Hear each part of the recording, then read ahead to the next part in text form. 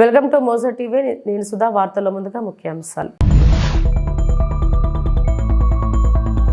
G20 సదస్సులో పాల్గొనేందుకు Brazil చేరుకున్న ప్రధాని నరేంద్ర మోడీ.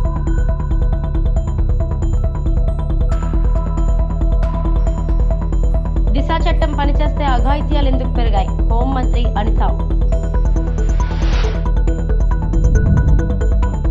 స్వచ్ఛాంధ్ర కార్పొరేషన్ చైర్మన్ గా పట్టాభి ప్రమాణ స్వీకారం. 3 దేశాల పర్యటనలో భాగంగా ప్రధాని నరేంద్ర మోడీ సోమవారం బ్రెజిల్కు చేరుకున్నారు. ఈ సందర్భంగా ఆయన G20 సదస్సులో పాల్గొంటారు. నైజీరియాలో ఉత్పాదక పర్యటన ముగించుకుని దక్షిణ అమెరికా దేశానికి చేరుకున్న ప్రధాని మోడీ అక్కడ అధ్యక్షుడు బోలా అహ్మద్ టినుబుతో ద్వైపాక్షిక చర్చలు జరిపారు మరియు భారతీయ సమాజంతో సంభాషించారు. भारतीय समुदाय के लोगों ने पूरे जोश के साथ प्रधानमंत्री नरेंद्र मोदी का जोरदार स्वागत किया है और ये तस्वीरें आपको दिखा रहे हैं। प्रधानमंत्री मोदी के होटल पहुंचते ही लोगों ने मोदी के नारे भी वहां पर लगाए हैं और हाथों में तिरंगा लिए उसको लहराते हुए नजर आए और वहां पर फोटो भी खिंचवाई। बच्चों के साथ प्रधानमंत्री नरेंद्र मोदी मौजूद रहे, कई सारी बातें भी हुई। तो ये तस्वीरें हम आपको दिखा रहे हैं उस दौरान की जब प्रधानमंत्री नरेंद्र मोदी ब्राजील पहुंचे और भारतीय समुदाय के जो लोग हैं जो वहां पर मौजूद हैं, जो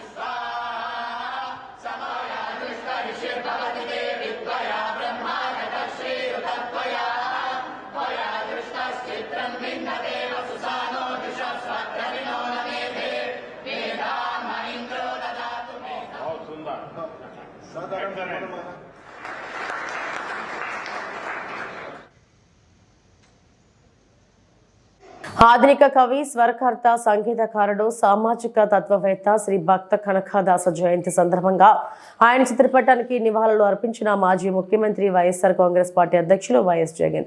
హాజరైన మాజీ మంత్రి ఉషాశ్రీ చరణ్, హిందూపురం వైఎస్ఆర్సీపీ ఇన్ఛార్జ్ టిఎన్ దీపిక, పలువురు వైఎస్ఆర్సీపీ నాయకులు.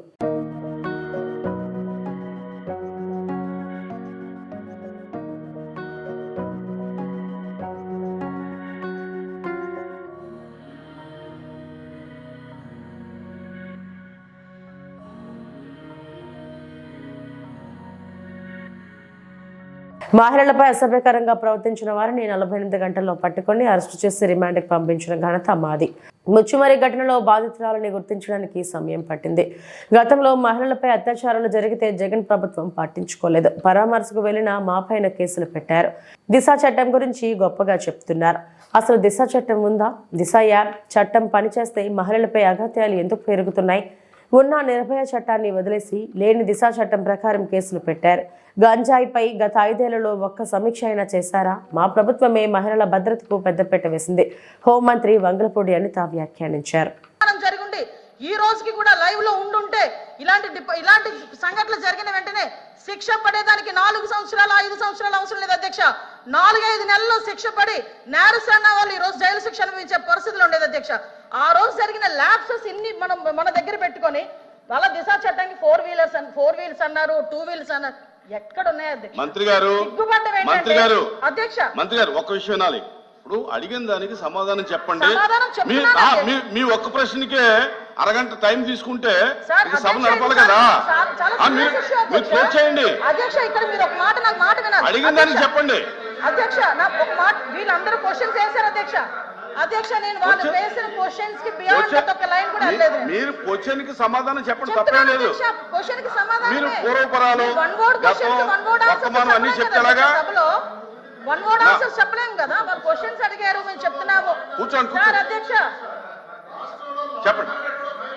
చెప్పండి మంత్రి. 5 సంవత్సరాలు లా అండ్ ఆర్డర్ ఫెయిల్ అయింది, నిజంగానే ఫెయిల్ అయిందండి. శ్రీనివాస్ గారు కూర్చోండి. శ్రీనివాస్ గారు కూర్చోండి. కూర్చున్నారంటే ఇంక నిజంగానే ఫెయిల్ అయింది. కూర్చోండి. మేడం చెప్పండి. అధ్యక్ష ఇది కాదు, సభ్యత కాదు. నేను సమాధానం చెప్తున్నాను ఒక మంత్రిగా. వాళ్ళు క్వశ్చన్స్ అడిగారు, చెప్తున్నాను అధ్యక్ష. ఇంకా అధ్యక్ష, ఈ రోజు మహిళల గురించి మాట్లాడటం అన్నది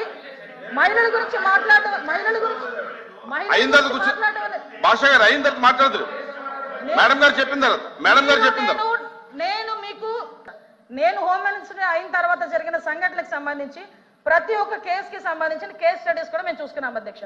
మేజర్ పార్ట్ గాంజాయి, డ్రగ్స్ వాటిని బేస్ చేసుకొని అలాంటి వాళ్ళ పరిస్థితిలోని ఎక్కువగా జరిగిన పరిస్థితి అధ్యక్ష.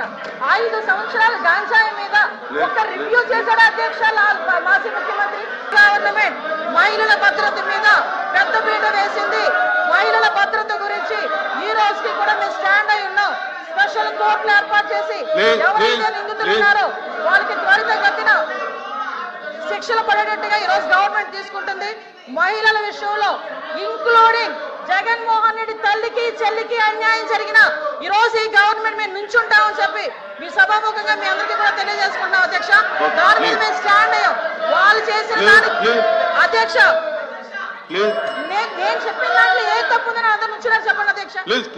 అదేంటి అధ్యక్ష అందరూ నుంచున్నారు కదా. నేను చెప్పిన దాంట్లో ఏ తప్పు ఉందో అడగమనండి. 1,00,000 కోట్ల ఆర్థిక వ్యవస్థగా మహారాష్ట్ర మారాలంటే ఎన్డీఏ కూటమి వల్లే సాధ్యమని ఏపీ ఉప ముఖ్యమంత్రి పవన్ కళ్యాణ్ అన్నారు. మహారాష్ట్రలో ఎన్డీఏ కూటమి తరపున ఆయన ఎన్నికల ప్రచారం నిర్వహించారు. నాందేడ్ జిల్లా డెగ్లూరులో నిర్వహించిన సభలో పాల్గొన్న పవన్ కళ్యాణ్ ఛత్రపతి శివాజీపై తనకున్న గౌరవాన్ని తెలిపేందుకు ఈ రాష్ట్ర నేలపైకి వచ్చానని తెలిపారు.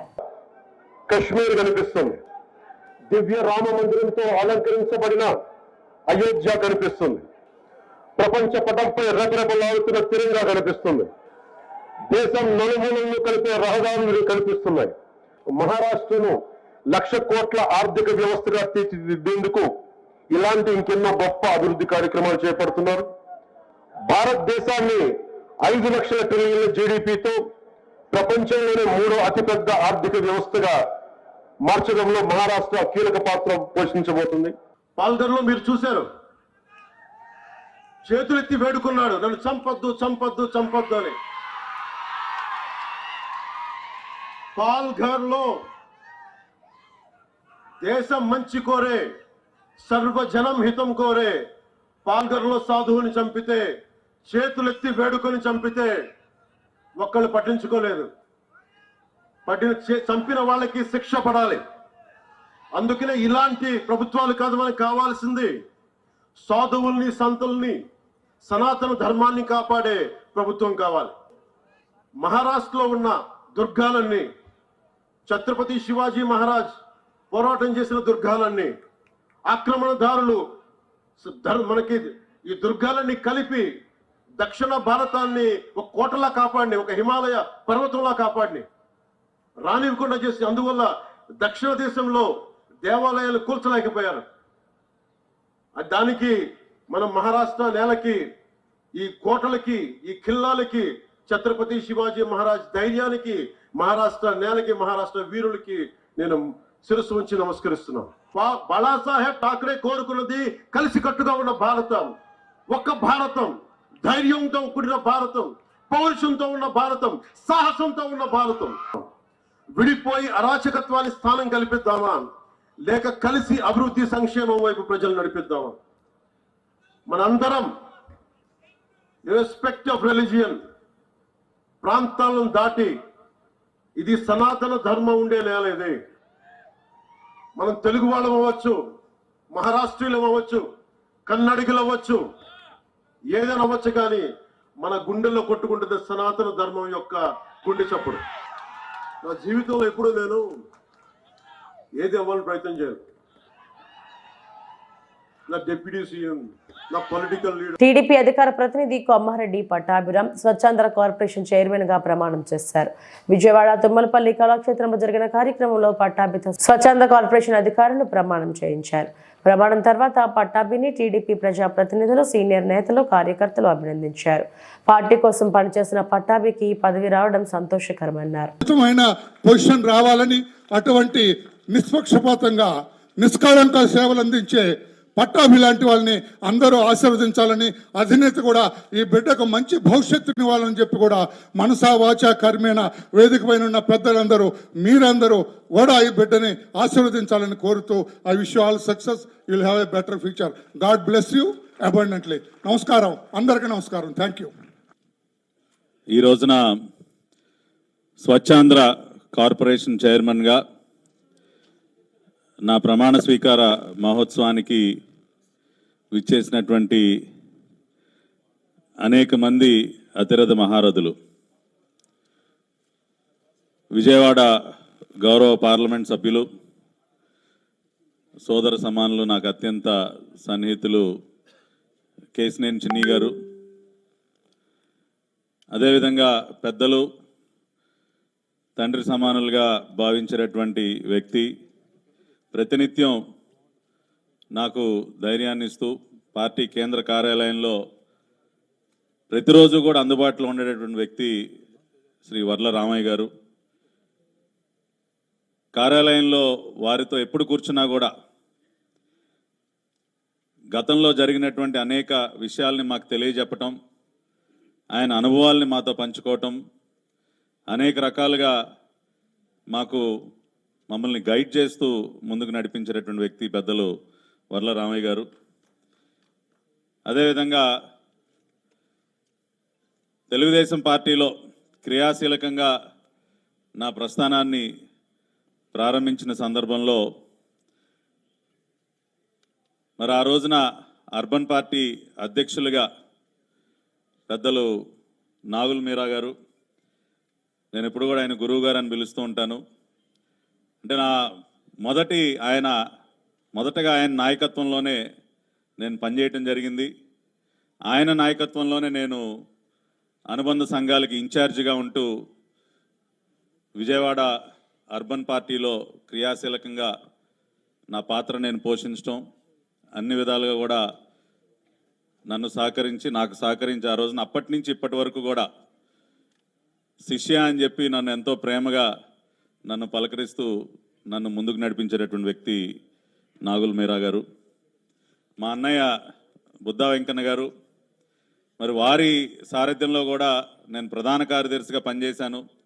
వారి అధ్యక్షులుగా, నేను జనరల్ సెక్రటరీగా చాలా కాలం మరి అర్బన్ జిల్లాలో పనిచేయటం జరిగింది. నాకు పూర్తి స్వేచ్ఛనిచ్చి ఆయన అధ్యక్షులుగా ఉన్నప్పటికీ అన్ని నిర్ణయాలు కూడా నన్నే తీసుకోమని, అన్ని కార్యక్రమాలకు కూడా నన్నే ముందు నిలబెట్టి ఒక తమ్ముడిగా ఆ రోజు నుంచి ఈ రోజు వరకు కూడా నన్ను అన్ని రకాలుగా కూడా ప్రోత్సహిస్తున్నటువంటి వ్యక్తి. సూపర్ 6 లో ఇప్పటి వరకు పావు దీపం పథకం తప్ప ఒక్కటి కూడా అమలు కాలేదు. సూపర్ 6 లో 3 పథకాలు గ్రౌండ్ అయ్యాయని అసెంబ్లీలో అబద్ధాలు చెప్తున్నారు. 5 నెలల కూటమి పాలనలో ఆదాయం 9% తగ్గింది. అబద్ధాలు చెప్పి నాన్న పులి కథలు అవుతుంది కూటమి పరిస్థితి అని బుగ్గన రాజేంద్ర రెడ్డి మాజీ ఆర్థిక మంత్రి పేర్కొన్నారు. ఇప్పుడు అసలు సూపర్ 6 అంటే ఏమేమి? ఒకటి యువగలం అంటే మీరు ప్రతి ఒక్క నిరుద్యోగికి నెలకు 3,000 రూపాయలు ఇవ్వాలా. ఇస్తున్నారు ఎవరికన్నా? ఒక్క వ్యక్తిని ఉన్నాడు ఆంధ్ర రాష్ట్రంలో ఈరోజు వచ్చేవాడు? నాకు తెలిసి ఎవరు లేరు. తల్లికి వందనం అంటే బడికి పోయే ప్రతి పాపకు పిల్లవానికి 15,000 రూపాయలు ఇవ్వాలి. ఎవరికన్నా ఇచ్చినారు ఇంతవరకు? నాకు తెలిసి ఒక్కరు కూడా ఇవ్వలేదు. అన్నదాత సుఖీభవ ప్రతి రైతుకు 20,000 రూపాయలు సంవత్సరానికి ఎవరికన్నా ఇచ్చినారా? నాకు తెలిసి ఒక్కరికి కూడా ఇవ్వలేదు. దీపం 3 గ్యాస్ సిలిండర్లు మొన్న మొదలు పెట్టినారు. ఈ సంవత్సరానికి 1 సిలిండర్ అంటే 3 సిలిండర్లలో 1 సిలిండర్. దీన్ని అర్ధదీపం అనాలన్నా పావు దీపం అనాలన్నా మనం ఒక పేరు పెట్టుకోవాలి దీనికి. ఆడబిడ్డ నిధి ప్రతి మహిళకు 1,500 రూపాయలు నెలకు ఇవ్వాలా. సంవత్సరానికి 18,000. ఒక్కరికన్నా ఇంతవరకు అందిందా? ఉచిత బస్సు మహిళలకు ఉచిత బస్సు ప్రయాణం. ఇది మీ సూపర్ 6. ఈ సూపర్ 6లో ఒక పావు దీపం తప్ప మిగతా 5 ఇంతవరకు గ్రౌండే కాలే. మేము అతి కష్టం మీద 3 ఆల్రెడీ గ్రౌండ్ చేసినామంటున్నారు. ఏ 3? మీరు ఏదైతే పెన్షన్ ఉందో పెన్షన్ సూపర్ 6లో లేదు కదా. సూపర్ 6 ఇది. ఏమైనా సూపర్ 6 మార్చినారు మీదే కదా. బాబు షూరిటీ భవిష్యత్తు గ్యారంటీ మీరు ఇచ్చిన సూపర్ 6ఏ. ఎక్కడ 3 గ్రౌండ్ అయినా ఇంతవరకు నాకు అర్థం కాలే. అంటే అసెంబ్లీలో ఆన్ రికార్డ్ ఎట్లా చెప్తున్నారు ఇవన్నీ అని. దాని తర్వాత మీరు బ్రహ్మాండంగా ఆదాయం సృష్టిస్తారు. ఏమంటే సంపద సృష్టి. పశ్చిమ గోదావరి జిల్లా Palakollu cosmo cultural sports complex లో Buddhavataram Raju seniors ranking all India tennis tournament ముగింపు కార్యక్రమంలో పాల్గొన్న టెన్నిస్ విజేతలకు మంత్రులు నిమ్మల రామానాయుడు బహుమతులు అందించారు.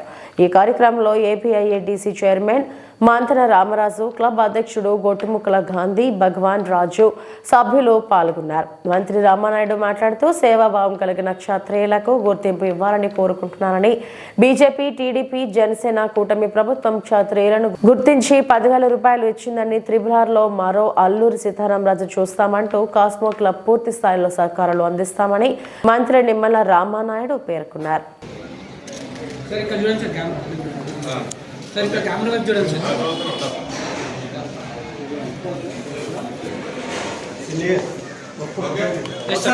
చెప్పినట్లుగా సేవా కార్యక్రమాల్లో ఆపదలో కష్టాల్లో ఆదుకునేటువంటి ఆ వర్గానికి ఎప్పుడు కూడా ప్రాధాన్యత ఇస్తే తద్వారా సమాజానికి మేలు జరుగుతుంది అనేటువంటి విషయంలో ఇప్పుడు కూడా నేను ఆ మాట మీద కట్టుబడి ఆ రోజు అదేవిధంగా ఇప్పుడు కూడా మీరు చూస్తే తెలుగుదేశం, జనసేన, బీజేపీ ఎన్డీఏ ప్రభుత్వం వచ్చిన తర్వాత మరి ఏపీఐసి చైర్మన్గా మా క్షత్రియ ముద్దుబిడ్డ ఈ రామరాజు గారికి చైర్మన్గా ఏపీఐసి చైర్మన్గా ఇవ్వడం కానీ అదేవిధంగా మరి గత నియంతృత్వ నిరంకుశత్వమైనటువంటి పాలన నడిపినటువంటి జగన్మోహన్ రెడ్డి గుండెల్లో నిద్రపోయినటువంటి త్రిపులార్కి మరి ఇవాళ ఉప సభాపతిగా నిజంగా ఆయన సీట్లో కూర్చుంటే ఆ యొక్క స్పీకర్ పదవి ఏదైతే ఆ చైర్కే నిండుదనం వచ్చింది.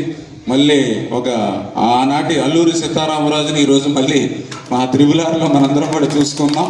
మరి ఆయనకి ఒక ఉపసభాపతి మన ప్రాంతంలో ఉన్నటువంటి క్షత్రియ బిడ్డకి ఇవ్వడం, అదేవిధంగా ఏదైతే క్షత్రియ సంక్షేమ పరిషత్ చైర్మన్గా మన భీమవరం కనకరాజు సూర్య గారికి చైర్మన్గా ఇవ్వడం, అంటే ఈ రకంగా ఒక నెల రోజుల సమయంలోనే మనకి 3 మేజర్ పదవులు ఏవైతే ఉన్నాయో మన ప్రాంతానికి రావడం, అందులోనూ అందరికీ ఉపయోగపడేటువంటి మేలు చేసేటువంటి ఆ క్షత్రియ సమాజ వర్గానికి పదవులు రావడం వ్యక్తిగతంగా కూడా నాకు కూడా చాలా సంతోషం అని చెప్పి తెలియజేసుకుంటూ, అదేవిధంగా ఇంకొకటి కూడా మన మంత్రి సత్యనారాయణ రాజు గారికి కూడా మళ్ళీ అది కూడా భవిష్యత్తులో కూడా ఆయన్ని కూడా అటెండ్ చేస్తాం. అంటే ఈ రకంగా ఒక ప్రాంతంలో ఇంత పెద్ద ఎత్తున ఆ క్షత్రియులకి గుర్తింపు, గౌరవం ఈ రోజు ఇవ్వడే కాదు, రేపు భవిష్యత్తులో కూడా ఎప్పుడు కూడా ఈ యొక్క తెలుగుదేశం, జనసేన, బీజేపీ, ఎన్డీఏ ప్రభుత్వం ఎప్పుడు కూడా మరి మీతో పాటు మేము కూడా నడుస్తామని చెప్పి మరొక్కసారి మీ అందరికి కూడా తెలియజేసుకుంటున్నాం.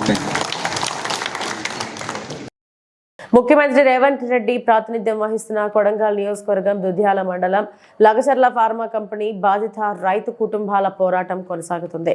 నిన్న ఢిల్లీకి చేరుకున్న బాధితులు సోమవారం ఉదయం జాతీయ మానవ హక్కుల కమిషన్ను కలిశారు.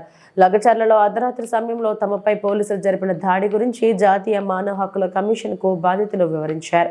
ఫార్మా కంపెనీ ఏర్పాటు కోసం భూములు ఇచ్చేందుకు నిరాకరిస్తే తమ వారిని అక్రమంగా అరెస్టు చేశారని ఆవేదన వ్యక్తం చేశారు. కాగా లగచర్ల బాధితులకు బీఆర్ఎస్ అండగా నిలబడింది. జాతీయ మానవ హక్కుల కమిషన్ ను కలిసేందుకు లగచర్ల బాధితుల వెంట MLC Satyavathi Rathod, MLA Kova Lakshmi, MP Vaddiraju తదితరులు ఉన్నారు. రెడ్డి గారు ఇప్పటికీ బెదిరిస్తున్నారు, మీ వాళ్ళు బయటికి రారు, మీ వాళ్ళు దేశం పట్టుకొని అట్లా అడుక్కో తినాల్సిందే, మీ భూములను మేము వదలము, అక్కడే ఫార్మా కంపెనీ వస్తుంది, మీ వాళ్ళందరికీ ఉరిశిక్షలు పడతాయి, మీరందరినీ ఆగమవుతారు అని చెప్పి బెదిరిస్తున్న క్రమంలో మాకు న్యాయం జరగాలంటే మరి ఢిల్లీలో కేవలం ఢిల్లీ మాత్రమే మమ్మల్ని దేశ రాజధాని కాబట్టి మమ్మల్ని కాపాడుతుంది అనే ఉద్దేశంతో మా గిరిజన ఆడపిల్లలు కొంతమంది భర్తలు జైల్లో ఉన్నారు, కొంతమంది కొడుకులు జైల్లో ఉన్నారు, కొంతమంది మనవాళ్ళు జైల్లో ఉన్నారు, మిగతా వాళ్ళందరూ పారిపోయినారు భయానికి. కాబట్టి వాళ్ళు వచ్చి మమ్మల్ని అడిగితే వాళ్ళని ఇక్కడికి తీసుకురావడం జరిగింది. ఇవాళ మానవ హక్కుల కమిషన్ని కలిసాం.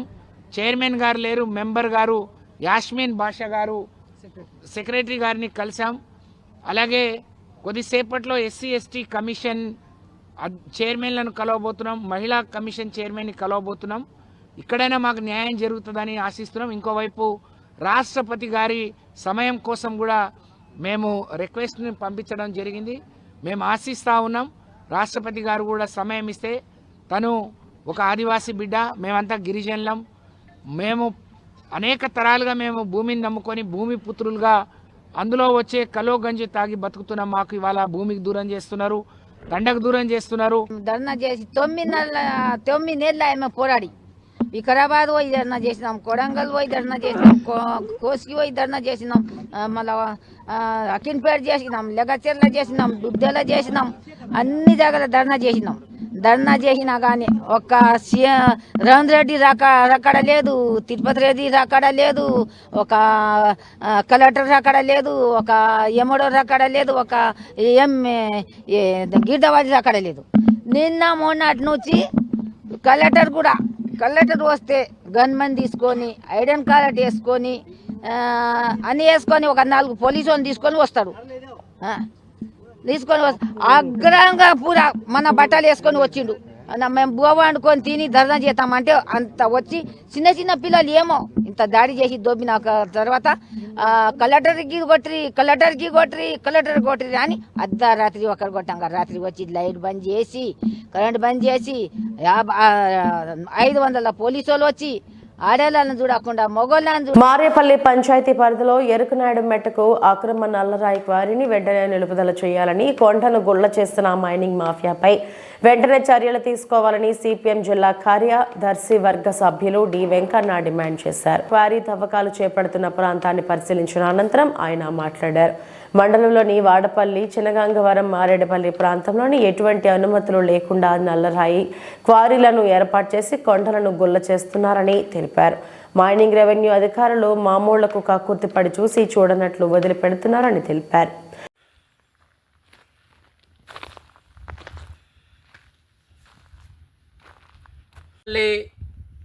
మండలంలోని మారేపల్లి, తెనిగిబూడుగు మధ్యలోని ఎరుకునాయుడు మెట్ట అనేటువంటిది ఒకటి ఉంది.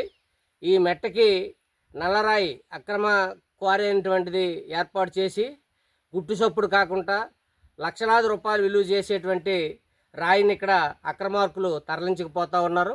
మైనింగ్ అధికారులు మామూలు మత్తులోనే నిద్రపోతూ ఉన్నారు. ఇక్కడ పోలీసులు ఉన్నారు, పోలీసులు పట్టించుకోవట్లేదు. తహసీల్దార్ ఉన్నారు, రెవెన్యూ వాళ్ళు పట్టించుకోవట్లేదు. ఇక్కడ పెద్ద పెద్ద డిటోనేటర్స్ పెట్టి పేలుస్తూ ఉన్నారు. దీనికి సంబంధించినటువంటి వైర్లన్నీ కూడా ఇక్కడ దొరికాయి. దీన్ని చూస్తే ఈ ప్రాంతం, ఈ కొండ చుట్టూ కళ్ళాలు ఉన్నాయి. ఆ కళ్ళాల్లో ఉన్నటువంటి రైతులు వాళ్ళందరూ కూడా భయపడిపోయి రాత్రిపూట ఈ బాంబుల శబ్దానికి తీవ్ర ఇబ్బందులు పడినటువంటి పరిస్థితి ఇక్కడ కనిపిస్తూ ఉంది. అయినా కానీ వీళ్ళు ఎవరు కూడా పట్టించుకునే పరిస్థితి లేదు. దీనికి ఎటువంటి అనుమతులు కూడా లేవని చెప్పేసి మాకు అర్థమవుతా ఉంది దీని మీద ఎంక్వైరీ చేసినప్పుడు. అందుకని ఇక్కడ పోలీసులు కానీ, రెవెన్యూ అధికారులు కానీ, మైనింగ్ అధికారులు కానీ ఇంత ఘోరం జరుగుతున్నా ఈరోజు పట్టించుకునే పరిస్థితి అటువంటిది లేదు.